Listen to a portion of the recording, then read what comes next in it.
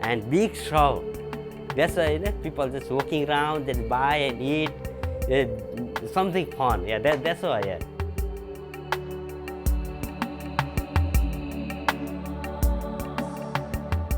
There are 2 stages to this recipe. To make the filling, you need some freshly minced chicken, garlic, ginger, onions and coriander.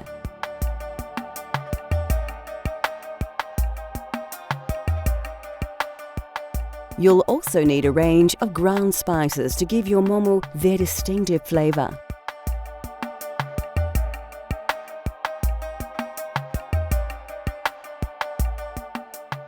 Finally, a few seasonings are added to make these Morris snacks even more mouth-watering. The dough for the momo wrappers is very easy to make and features just a few very common ingredients.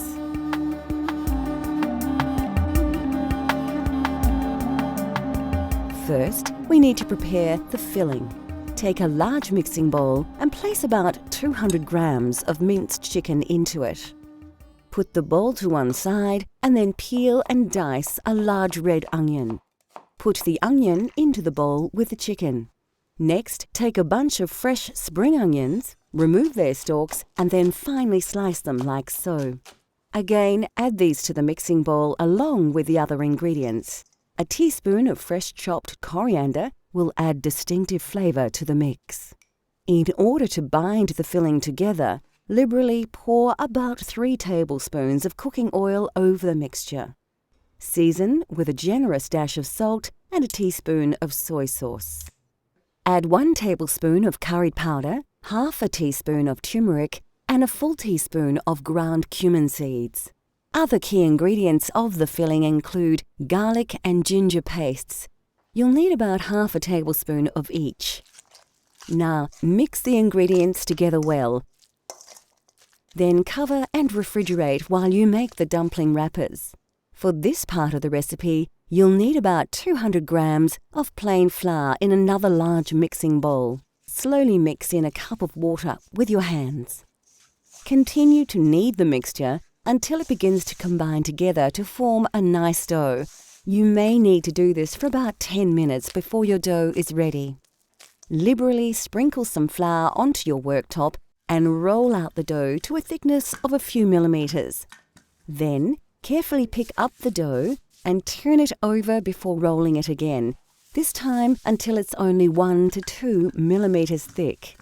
Flour the top of the flattened dough and flip it over again. Now take an egg ring and cut out as many circles as you can. Remember to re-roll any excess dough and cut more circles. Now is the time to fill our beautiful momo dumplings. First, cover a plate with a little oil. This will prevent the dumplings from sticking. To fill, hold a wrapper in one hand and place a tablespoon of filling mixture onto it. With the other hand, bring all the edges to the center, making little pleats as you go. Pinch and twist the pleats to ensure the absolute closure of the stuffed dumpling. Place your dumplings onto the oil plate until you are ready to cook them. Fill a steamer with water and place it on your stove. Then oil the steamer rack well. This is important as it will prevent the dumplings from sticking. Place the dumplings into the steamer and allow a little space for them to expand during cooking. When your water is boiling, place the lid on the steamer rack and then place the dumplings over the boiling water for about 8 to 10 minutes.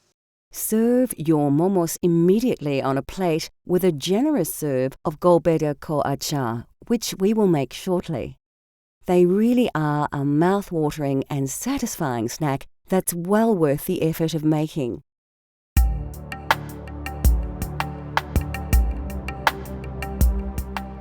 Nepalese cuisine is famous for achar, a vegetable or fruit pickle made from lemon juice, salt, and numerous spices.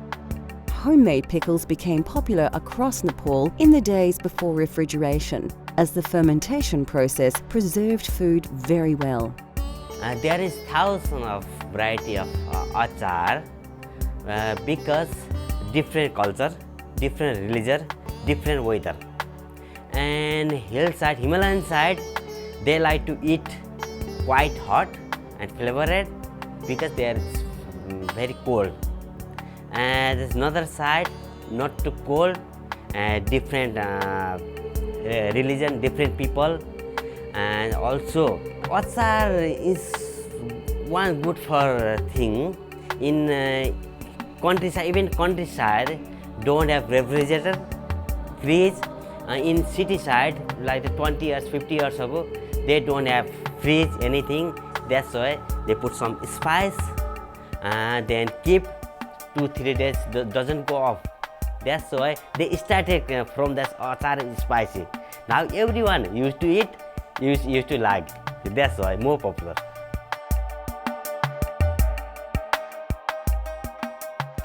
To make Golbeda Ko achar, you need some large ripe tomatoes, lots of garlic, and of course chili. You'll also need the juice of a lemon and a bunch of coriander. Spices such as chili powder and Nepalese timur will add an authentic flavour to your achar.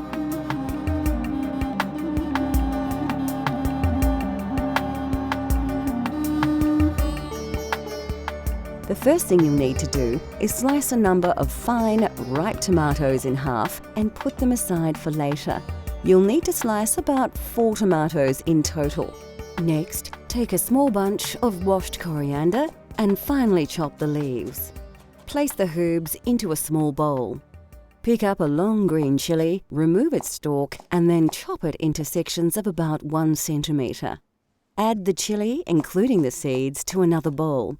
Now grab about 4 or 5 peeled cloves of garlic and roughly chop them into pieces. Place to one side. Now you are ready to start the cooking process. Heat a frying pan with some oil to a moderate heat and add the tomato halves one by one.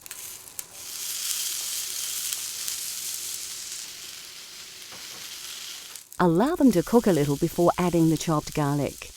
Next, add the green chilli to the pan and mix the ingredients together.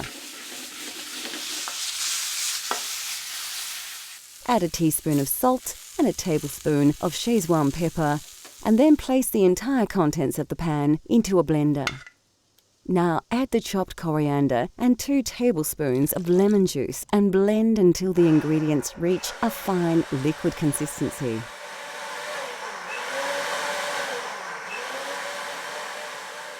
And that's it. A simple but very versatile tomato relish that is the taste of Nepal.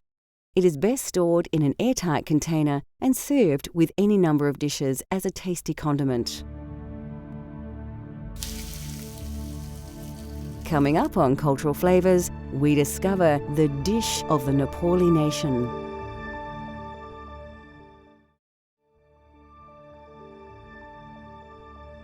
In Nepal, it is customary to serve meals on a platter, combining several meat and vegetable dishes, boiled rice, and a variety of condiments.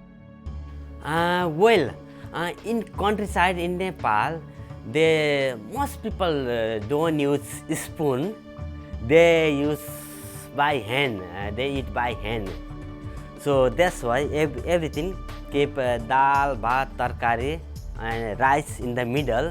Also chutney. We call chutney, Golbeda achar.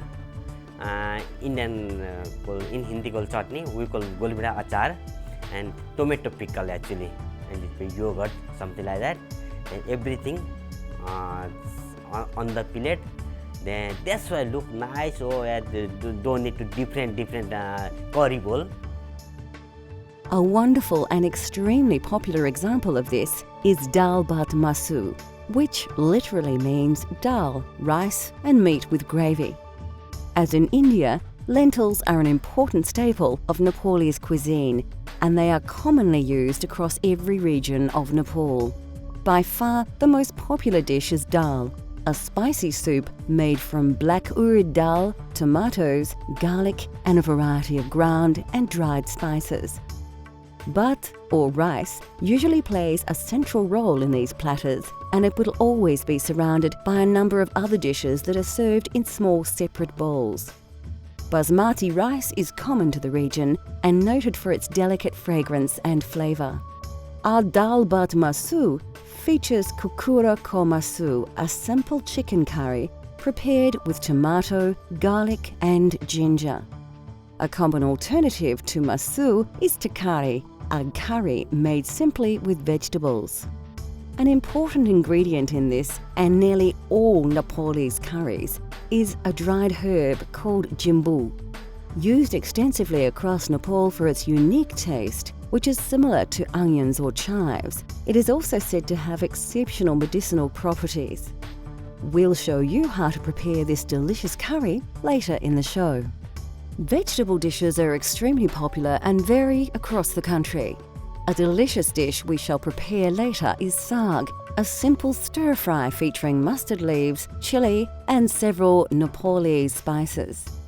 Of course, the most quintessential Nepalese side dish of all would have to be achar. Made from numerous fresh ingredients, the variety of achars is staggering, and it is said that they number in the thousands. This is Golbeda ko achar, a spicy tomato relish that is added to platters and, of course, used as a dipping sauce for Nepalese dumplings. A small serving of plain yogurt puts the finishing touches to this traditional Nepalese meal. Well, dal bhat tarkari that's one kind of fixed menu. We call dal bhat tarkari. In Indian call thali. Thali. That's fixed menu, fixed price. But some people eat less, some people eat more. Don't have to pay again, The fixed price can have more dal, more bhat, more tarkari. Yeah, even masu as well, dal bhat masu. Not like not limited thing. That's why many different tastes, same price. So that's why people like to eat that one. Many tourists also eat there. I can see there. Everyone asking, okay, I like to try dal bhat tarkari today. I like to try dal bhat tarkari tonight. Yeah, that's why I think. Yeah.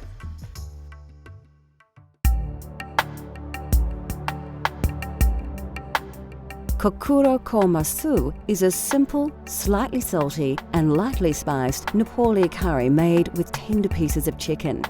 The subtle flavours of this dish are very reminiscent of the foothills of the Himalaya. Well, kukra ko masu is kukra is chicken, masu is meat. Meat is masu is everything, beef, pork, chicken, beef, everything. But most of people don't eat beef.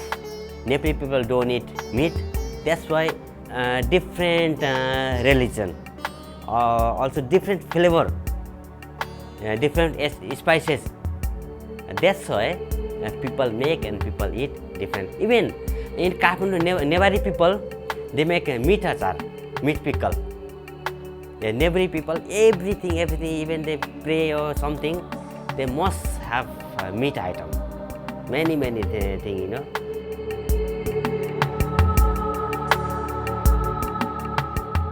To try this delicious curry at home, you need a few common ingredients as well as a range of dried spices.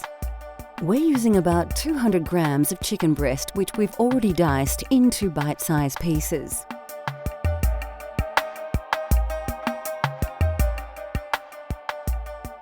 All of these spices should be available from your local supermarket, including Szechuan pepper, which has a slightly lemony flavour and is native to China. Of course, we're using mustard oil to give a truly authentic Nepali taste.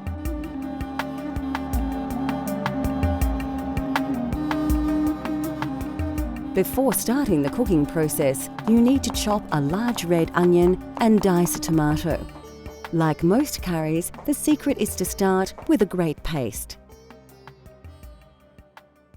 Pour about 4 dessert spoons of mustard oil into a large saucepan and heat to a moderate temperature. First, put about half a teaspoon of fenugreek seeds and half a teaspoon of cumin seed into the oiled pan. Quickly scoop 1 generous tablespoon of garlic and ginger paste and then add 1 red onion which has been finely chopped. Mix the ingredients well and cook until the onions brown. Take a good pinch of jimbu and a tablespoon of turmeric powder and add to the paste. To add a little liquid, add some chopped tomato. About one will do. Now for a few ground spices. You need to add a teaspoon of curry and chili powders, a generous tablespoon of crushed cumin seeds, and some ground Szechuan pepper. Finally, season with a large pinch of salt and then stir the paste very well, allowing the spices to release their exotic aroma. After about 3 or 4 minutes, your paste is ready and you can cook your chicken. Pour in about 200 grams of diced chicken breast and stir really well. We want to make sure that the meat is thoroughly coated with the curry paste. Then cook for another 3 or 4 minutes. Now turn the heat down low and let the curry simmer for about 4 minutes. Give your curry a good stir and then add about 2 tablespoons of coriander. At this stage, your curry sauce will be quite dry, so it's a good idea to add about 1 cup of water. Stir until cooked through, put the lid on the pan and allow to simmer until you are ready to eat. Kokura Komasu is a tasty curry that is simple to prepare. It comes straight from the foothills of the Himalaya to your very own table for you to enjoy at home. This dish is best eaten with basmati rice or roti.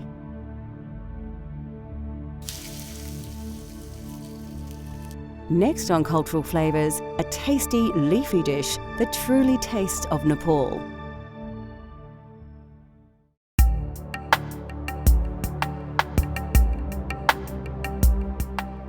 Commonly eaten across most of the Indian subcontinent, saag is a tasty curry dish made with either spinach, mustard leaves and various other greens. Mustard leaf is we call raiko saag. That is mustard spinach. Because there's mustard leaf every house on garden. People grow that one. That's why I think it's very tasty, and you don't have to buy another spinach. So that's why people cooked it. They're very tasty, very soft, very crunchy, and flavored. They cooked quickly, and many people like it. And that's why Nepali people liked and cooked that saag.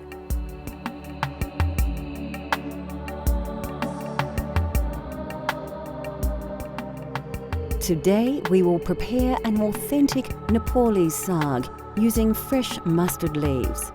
These can be found in most Asian supermarkets, as can ghee, commonly known as clarified butter, and mustard oil, which has a hot, nutty flavour.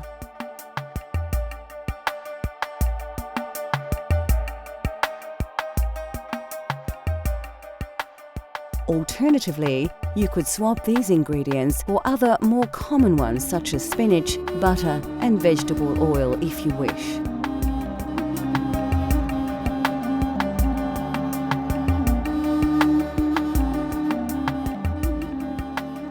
First, we need to prepare the ingredients. Grab a bunch of washed mustard leaves and roughly chop them, including the stalks and leaves as you chop. Heat some oil in a frying pan to a high heat. Add 1 whole dried red chilli and 1 pinch of cumin seeds to the oil. Scoop 1 teaspoon of chopped ginger and mix the ingredients together. Next, add about half a teaspoon of turmeric and then a good dessert spoon of ghee.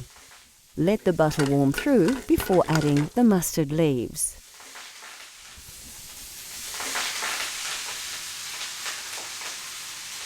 Liberally season with salt before giving all the ingredients a thorough stir through to ensure that all the greens are generously coated with flavour.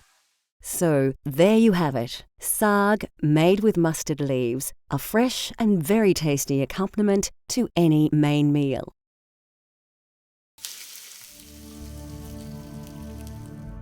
We hope we have uncovered the mystery of the local cuisine in the Nepalese high country. It is a food of many influences and flavours, yet it still maintains its own unique tastes and style. The food of Nepal relies greatly upon the produce that is readily available and in season, and its dishes have been greatly influenced by the diverse cultures and geography of the region.